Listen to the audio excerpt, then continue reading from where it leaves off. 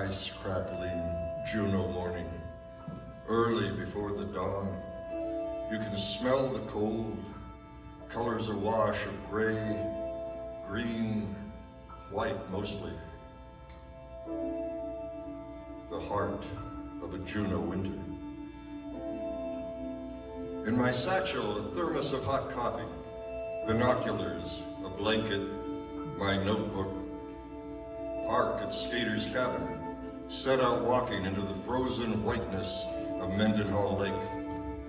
Settled in beside a snowed-over frost heave, watching the Western Bay, where I've been told he will come. I snuggle down with my blanket and coffee against the cold.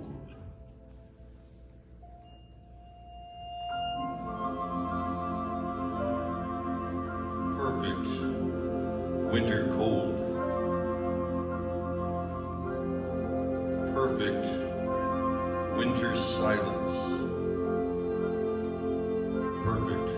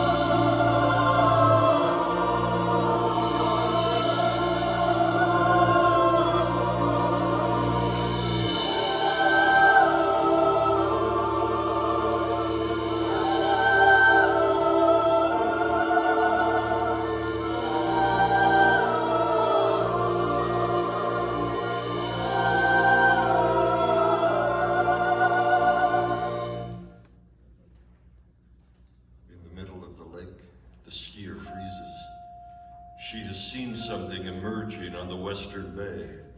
She's not sure what. Somehow, I can tell she's frightened by it. The dogs see it too. They freeze, their tails curl between their legs.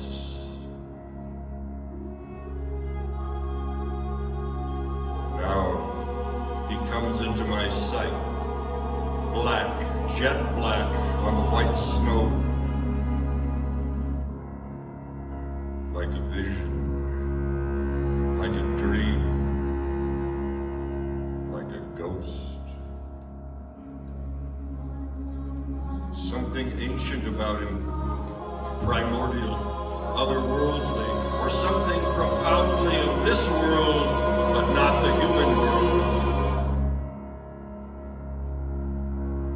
He stands majestically still. Somehow he draws the dogs to him. They cower, they seem to shake, but they go to the black phantom, powerless. The skier stands frozen, watching. I imagine she is frightened, thinking she is about to see her dogs torn to pieces by this thing from the wilderness. The dogs are close to the wild wolf now.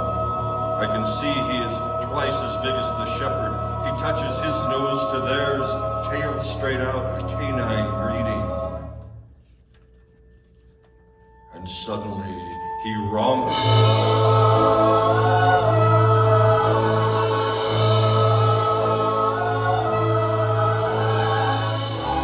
He magically makes them unafraid. They play. The wolf, the dogs, gamble like puppies.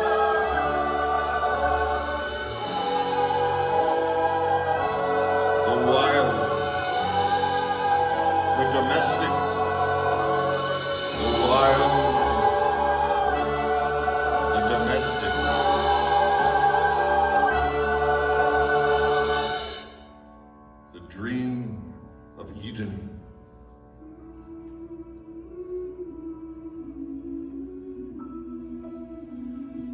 I find something about it has made me cry.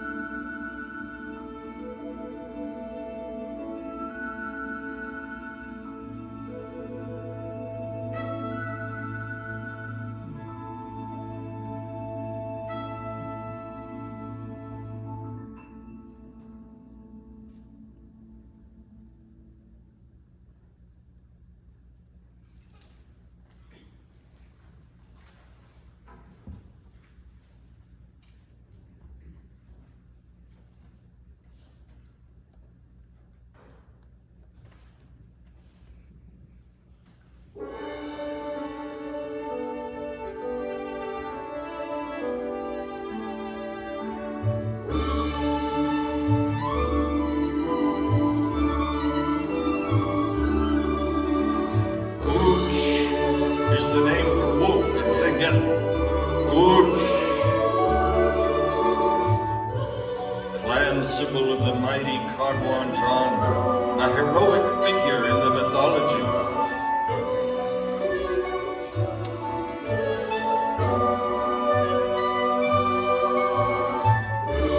As with the other great predators, the Thingit tend to leave the wolves alone.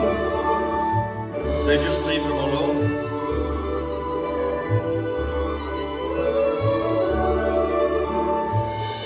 Somehow, in European lore, the wolf becomes the bad guy, the deceiver in sheep's clothing, the one who blows the house down, the one who devours grandmother. In Scotland, a national celebration is held, 1743, when the Queen of Findhorn kills the last wild wolf in all of Britain.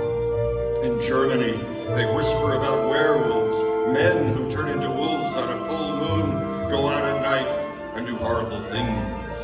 Ranchers in Montana curse the return of the wolves to Yellowstone, say they are wanton, bloodthirsty killers who slaughter baby lambs and calves just for pleasure. Here in Alaska, we've often had a bounty on wolves because some caribou and moose hunters feel they can't compete. We have shot them. We have shot them from airplanes and helicopters. We have poison gassed them.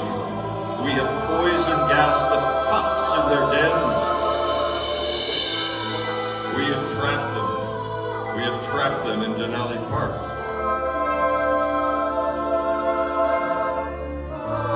We have trapped them. We've trapped them all over the state. They are hated. They are hated by so many. Hated. Hated.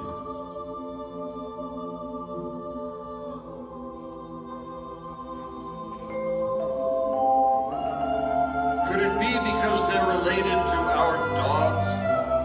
These potentially dangerous carnivores whom we have so thoroughly domesticated, whom we have made cute and lovable, and who seem to love us? But wolves are not our dogs. They are wild animals. Proficient hunters. Savage, dangerous killers.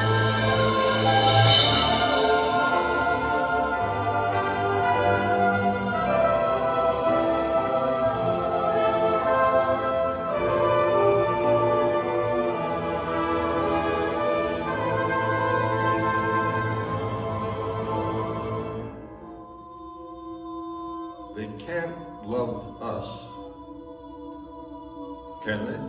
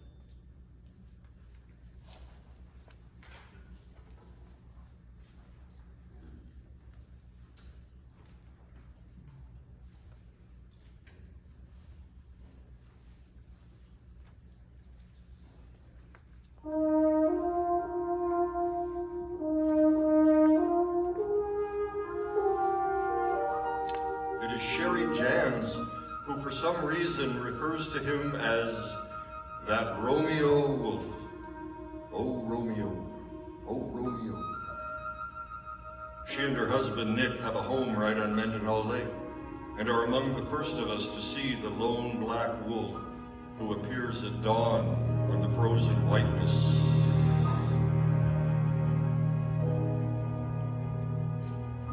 Nick, a writer and photographer of wildlife, finds the wolf lets him approach as long as his Labrador retriever Dakota is with him. And the wolf, so much bigger than the dog, plays with her. Dances with dogs, Nick calls it. Extraordinary.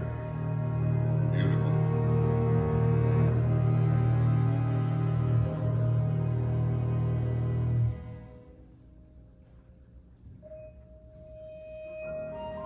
Word spread slowly among us that first winter of Romeo.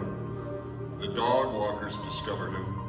His obsession with dogs, his wish to romp with them, play with them. Others of us who venture on the wintertime lake, skiers, hikers, gradually become aware. Those who see him try to keep it a secret, forgetting that in Juneau, we have no secrets.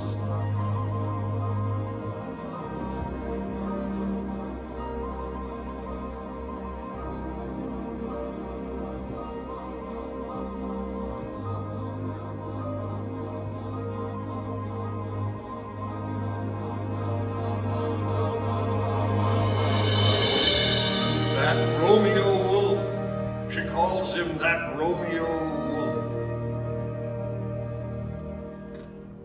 Another black wolf, a pregnant female, was hit by a taxi cab not far from the lake, killed with her unborn pups. Was that his Juliet? Is that why he is so alone to leave his wilderness to come into our suburbs to seek the company of tame dogs? Something magic about Romeo, the miracle of a friendly messenger come to our town from the wild. Something tragic about Romeo. How long can this last before the haters destroy him? Others have different names for him. Rogue wolf, glacier wolf, lone wolf, black wolf. Romeo stuck. Oh, Romeo. Nick takes a picture of Romeo with a tennis ball in his mouth, playing fetch with Dakota. What the hell is that all about? The wild, the domestic. A man, Harry Robinson, his dog, Britain, followed the wolf close on his rounds into the forest. He tolerates them. Does he welcome them? He welcomes them. A wildlife photographer, John Hyde, walks right up to him and takes his picture. The animal lets him. Joel Bennett takes his wife, Louisa, early in the mornings to sit and watch the wolf on the lake. Louisa is dying. The wolf to her is a messenger of peace.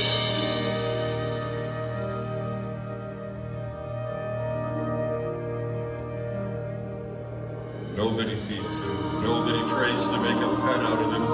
We let him play with our dogs. He plays but makes no attempt to mate. Spring comes, ice melts, the lake breaks up. Romeo goes back into the wild, goes back to being a full-time wolf. He is unusually large, healthy, sleek. He must be a good hunter, though it's difficult for a lone wolf. He is a good hunter. But have we seen the last of him? Wolves have short lives, difficult, violent, especially solitary ones. Will he be winning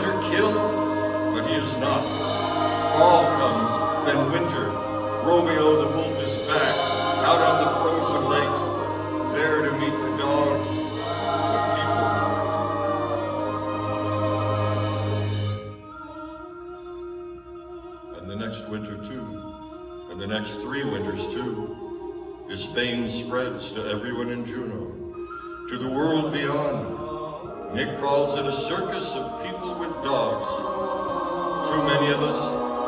There are crowds on the ice now to see the spectacle of the glacier wolf. People without dogs bring their children, confident in their safety, as if proffering them as their tickets to the wild.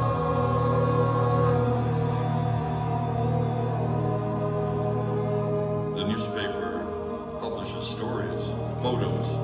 The black wolf of Juneau, Romeo, the tame wild wolf of Juneau. There are, of course, the haters. You knew there would be haters. If that wolf comes near my kids, I'll sure as hell shoot it. He takes his kids out on the lake anyway. Wolves are never to be trusted, some say, but we trust this one. Those of us who think we know him, he is a symbol of something. Of the wild, of a kind of détente. We're a small city, and small cities are often divided, often divided. Have we tamed the wild wolf and made it into a Romeo? Has the wild wolf tamed us and made us think we understand wilderness? Has his friendliness and ours doomed him? Perhaps that is it.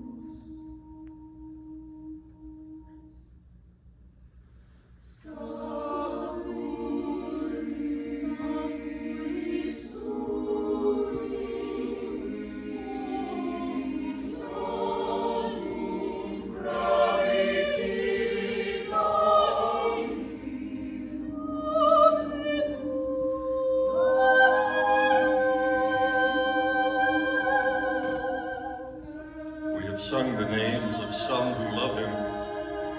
Let us not sing the names of those who hate. Cowardly poachers who kill baby bears and stuff them for their living rooms. Killers who hate wolves. Killers who hate those of us who love one.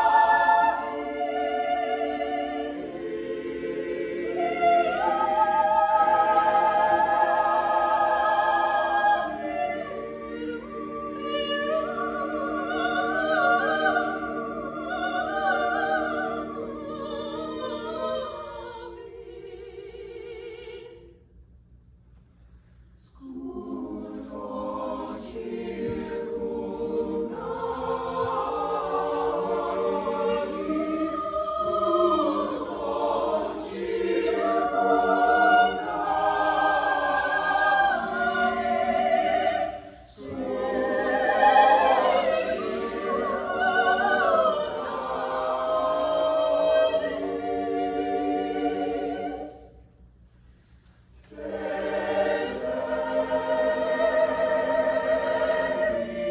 they break many laws, there are no laws to protect our tongue's love of one wild animal.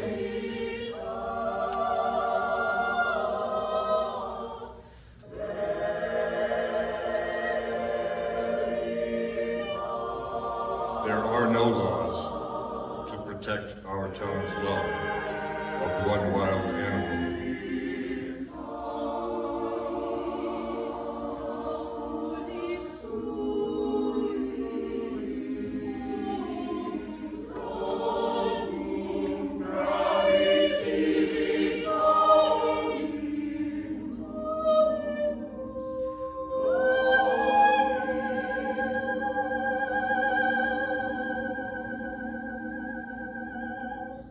The killers go unpunished.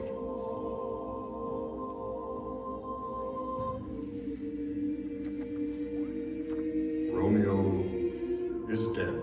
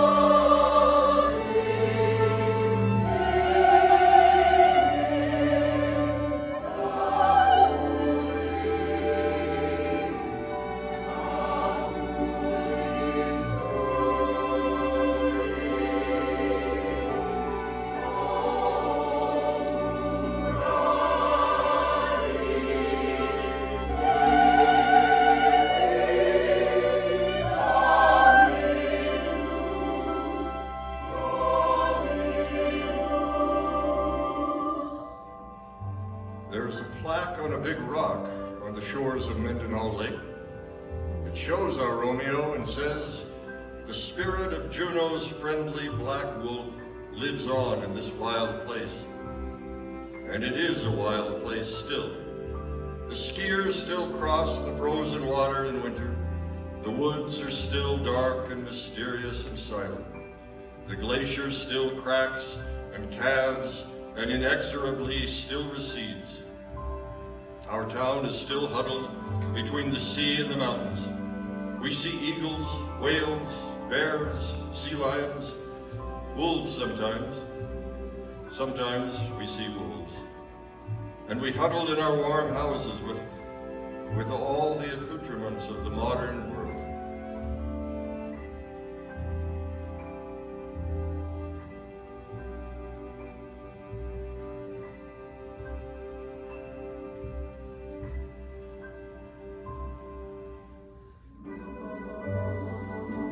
But we have the memory of a messenger creature who once came out of that wild and offered us a kind of truce, offered us a sort of friendship.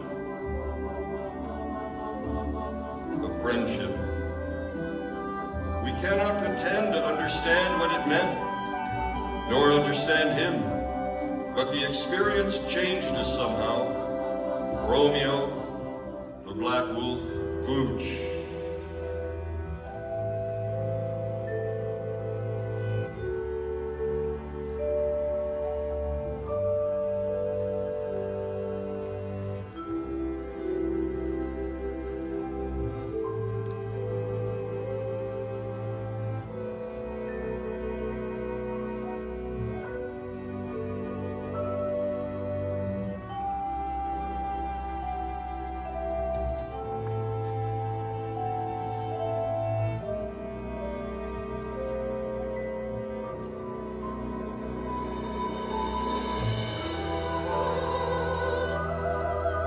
For those of us lucky enough to have heard it, his mournful howl lives on in our souls, and we silently howl it back and understand maybe what it is to be alone,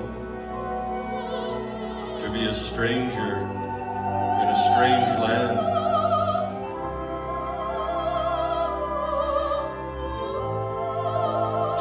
Stranger in a strange land.